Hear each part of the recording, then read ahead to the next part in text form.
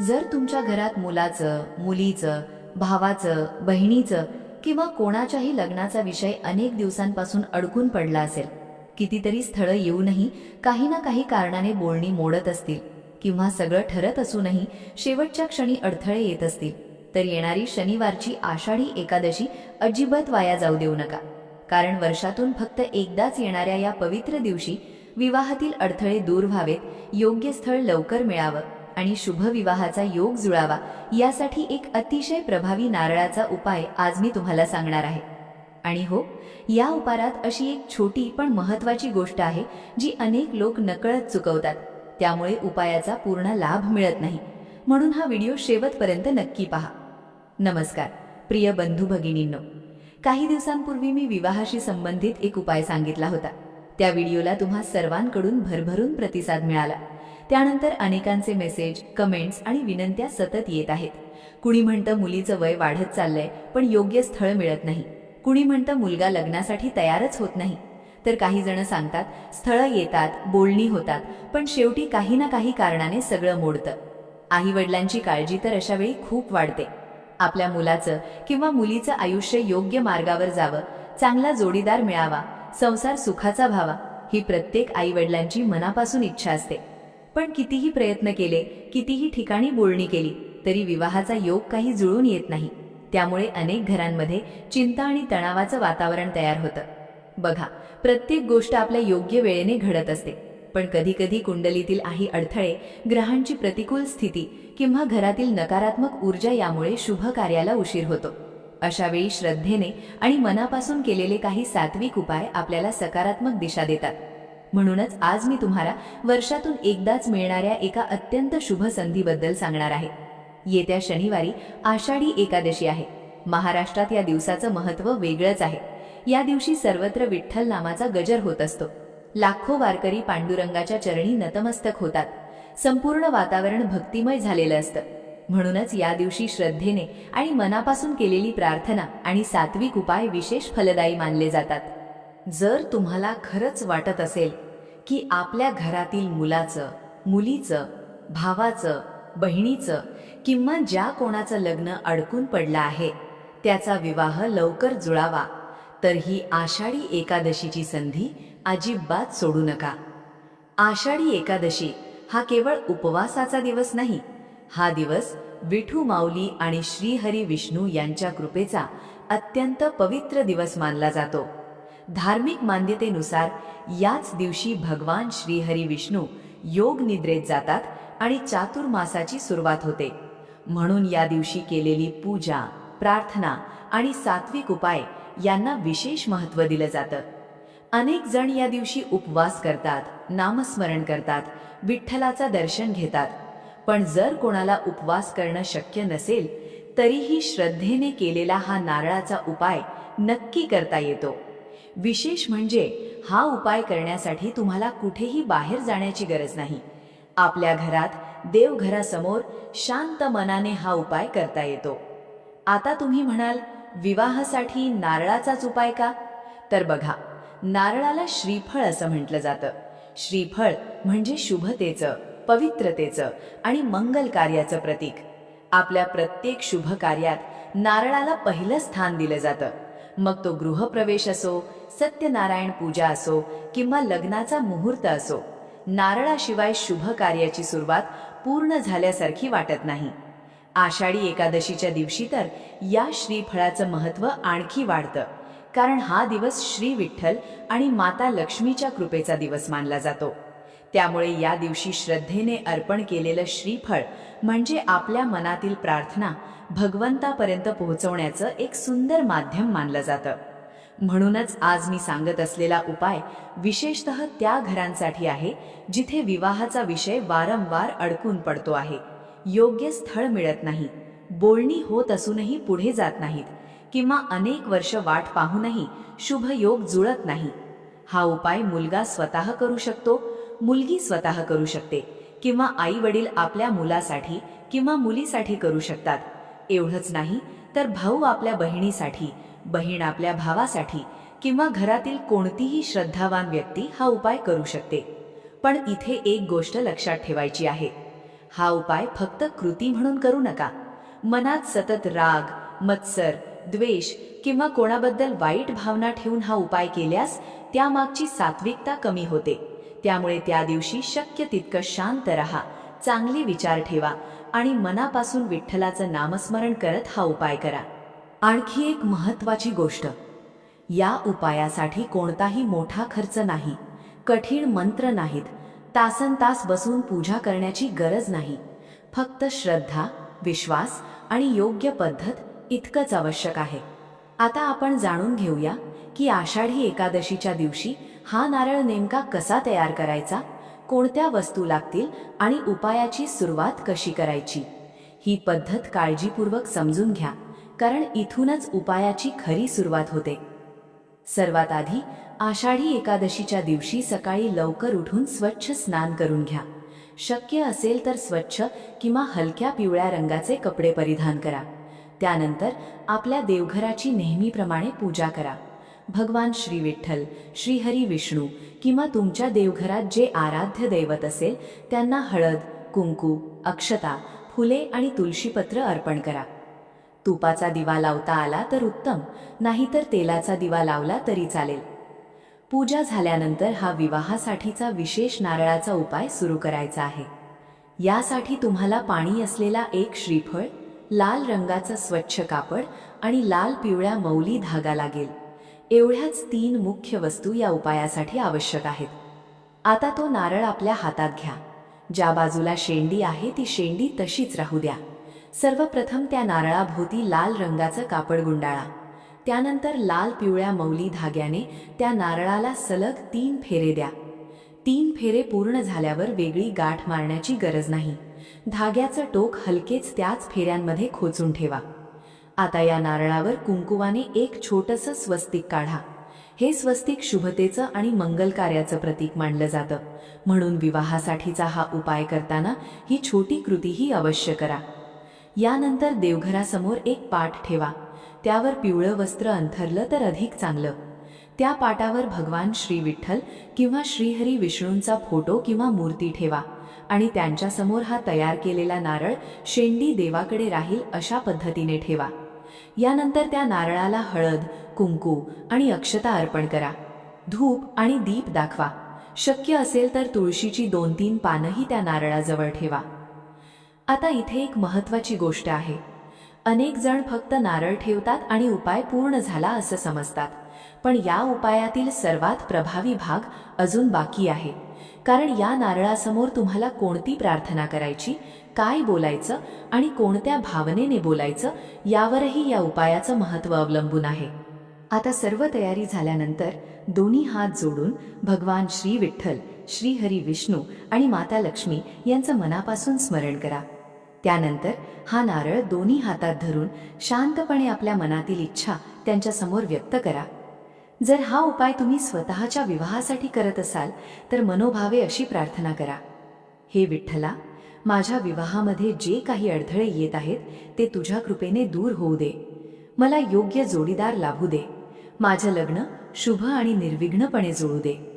आणि जर आई वडील आपल्या मुलासाठी किंवा मुलीसाठी हा उपाय करत असतील तर त्यांनी आपल्या लेकराचं नाव मनात घेऊन अशी प्रार्थना करावी: हे पांडुरंगा, आमच्या मुलाच्या किंवा मुलीच्या विवाहामध्ये जे काही अडथळे आहेत ते दूर कर. योग्य स्थळ लवकर मिळू दे. शुभ बोलणी यशस्वी होऊ देत आणि लवकरात लवकर मंगलमय विवाह जुळू दे. जर भाऊ बहिणीसाठी किंवा बहीण भावासाठी हा उपाय करत असेल तरीही त्याने त्या व्यक्तीचं नाव मनात घेऊन अशीच प्रार्थना करायची आहे. बघा, इथे मोठमोठे मंत्र म्हणणं आवश्यक नाही. कोणताही कठीण विधी नाही. फक्त श्रद्धा, विश्वास आणि मनापासून केलेली प्रार्थना महत्त्वाची आहे. कारण देवाकडे पोहोचणारी सर्वात मोठी गोष्ट म्हणजे आपल्या मनातील खरी भावना. प्रार्थना झाल्यानंतर हा नारळ तसाच देवघरात ठेवून द्या. संपूर्ण आषाढी एकादशीचा दिवस आणि ती रात्र हा नारळ देवघरासमोरच राहू द्या. शक्यतो त्या नारळाला कोणी हात लावू नये आणि त्याची अनावश्यक हालचाल करू नये. आता दुसऱ्या दिवशी सकाळी उठल्यानंतर हा नारळ लाल रंगाच्या त्या कापडातच व्यवस्थित गुंडाळून तुमच्या घरातील अशा ठिकाणी ठेवायचा आहे जिथे तुम्ही पैसे, दागिने किंवा महत्त्वाच्या वस्तू ठेवता. तिजोरी असेल तर तिथे ठेवा, नाहीतर कपाटाच्या स्वच्छ आणि सुरक्षित जागी ठेवू शकता.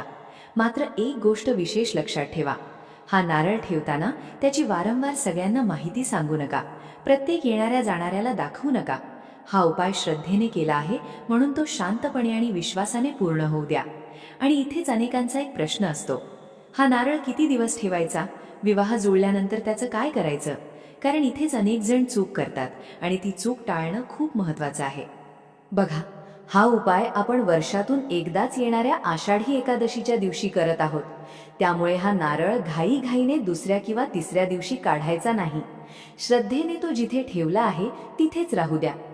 आणि जेव्हा तुमच्या घरात शुभ बातमी येईल, विवाहाची बोलणी यशस्वी होतील, योग्य स्थळ मिळेल किंवा लग्न निश्चित होईल, तेव्हा सर्वप्रथम भगवान श्री विठ्ठलांचे मनापासून आभार माना. कारण आपण हा उपाय त्यांच्या चरणी पूर्ण श्रद्धेने अर्पण केलेला असतो. त्यानंतर तो नारळ हातात घ्या आणि पुन्हा एकदा अशी प्रार्थना करा, हे विठ्ठला, तुझ्या कृपेने आमची प्रार्थना पूर्ण झाली. आमच्या घरात शुभ कार्याचा योग आणल्याबद्दल तुझे मनपूर्वक आभार. आता हा विवाह निर्विघ्नपणे आणि मंगलमय रीतीने पार पडू दे. ही प्रार्थना झाल्यानंतर त्या नारळाचं विसर्जन करायचं आहे. शक्य असेल तर वाहत्या पाण्यात विसर्जित करा. आणि जर ते शक्य नसेल तर श्री विठ्ठल, श्री विष्णू किंवा हनुमान मंदिरात भक्तिभावाने अर्पण करू शकता. आता आणखी एक छोटासा पण अत्यंत प्रभावी उपाय सांगते. ज्याचं लग्न वारंवार अडत असेल किंवा योग्य स्थळ मिळण्यात खूप विलंब होत असेल, त्या व्यक्तीने एक हळकुंड घ्यावं. ते स्वच्छ पिवळ्या कापडात गुंडाळावं आणि लाल पिवळ्या मौली धाग्याने हलकसं बांधावं. त्यानंतर ते आपल्या खिशात, पर्समध्ये किंवा शरीराजवळ राहील अशा ठिकाणी ठेवावं. असं केल्याने हा उपाय अधिक श्रद्धेने पूर्ण केल्याची भावना मनात राहते आणि प्रत्येक वेळी ते हळकुंड दिसलं की विठ्ठलाचं नामस्मरणही होत राहतं. मात्र ते खराब झालं किंवा ओलं झालं तर ते एखाद्या झाडाच्या मुळाशी ठेवून नवीन हळकुंड ठेवू शकता. आता नारळाचाच आणखी एक उपाय जाणून घेऊया. आषाढी एकादशीच्या दिवशी सकाळी लवकर उठून स्नान करून स्वच्छ वस्त्र परिधान करा. त्यानंतर नेहमीप्रमाणे आपल्या देवघरातील पूजा करा. शक्य असेल तर भगवान श्री विठ्ठल किंवा श्रीहरी विष्णूंना तुळशीपत्र, पिवळी फुले आणि आपल्या श्रद्धेनुसार नैवेद्य अर्पण करा. देवघरातील वातावरण प्रसन्न झाल्यानंतर या विवाहासाठीच्या विशेष उपायाला सुरुवात करायची आहे. यासाठी एक पाट घ्या आणि त्यावर पिवळ्या रंगाचे स्वच्छ वस्त्र अंथरा. सर्वप्रथम त्या पाटासमोर तुपाचा दिवा लावा. तूप उपलब्ध नसेल तर तेलाचा दिवा लावला तरी चालेल. आता त्या पाटावर भगवान श्री विष्णू आणि माता लक्ष्मीचा एकत्रित फोटो किंवा मूर्ती ठेवा.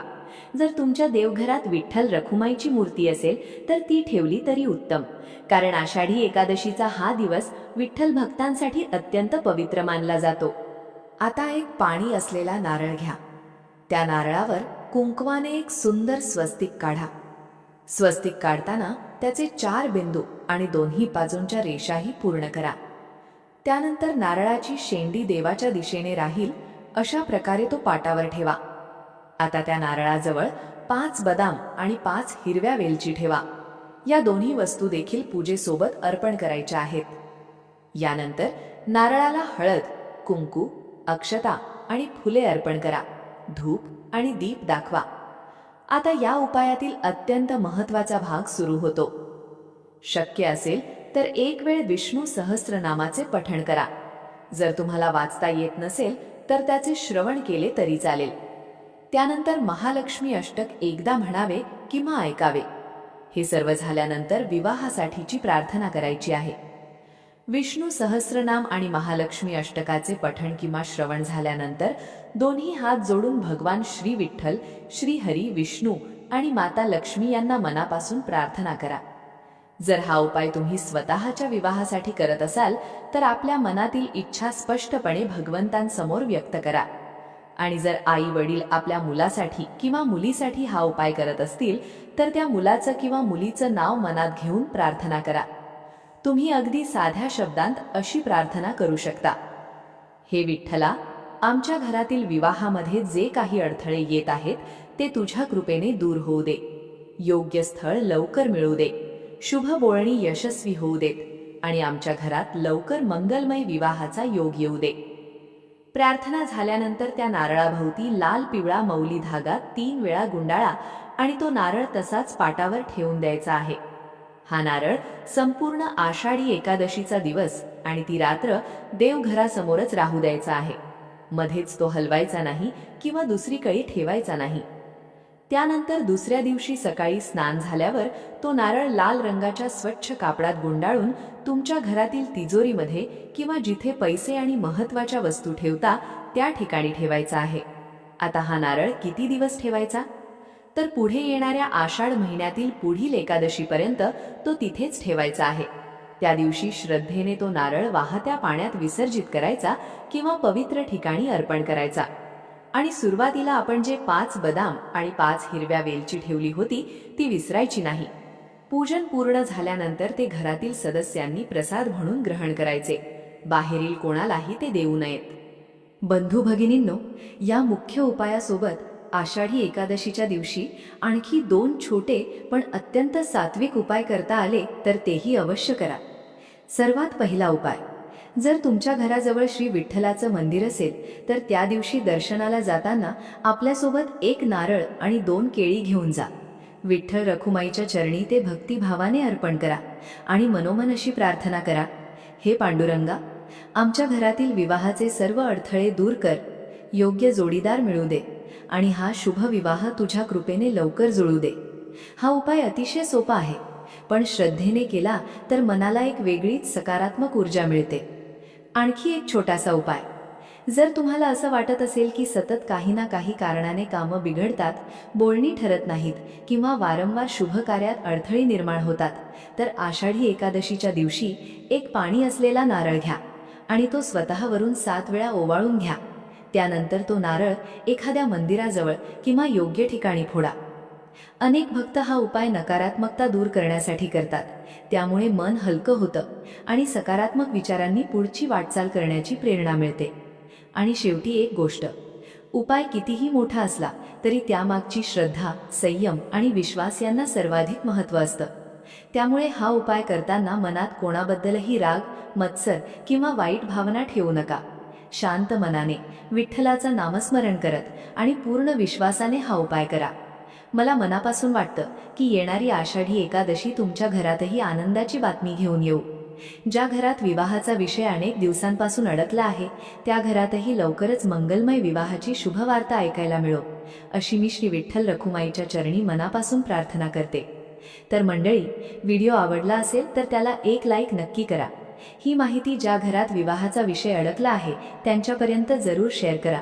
आणि तुमचा विठ्ठलावर विश्वास असेल तर कमेंटमध्ये श्री विठ्ठल रखुमाई किंवा श्री स्वामी समर्थ असे नक्की लिहा. चॅनलवर नवीन असाल तर सबस्क्राईब करून बेल आयकॉन दाबायला विसरू नका. अशाच श्रद्धा, भक्ती आणि उपयुक्त माहितीचे व्हिडिओ तुमच्यासाठी घेऊन येत राहीन. पुन्हा भेटूया एका नवीन व्हिडिओमध्ये. श्री स्वामी समर्थ.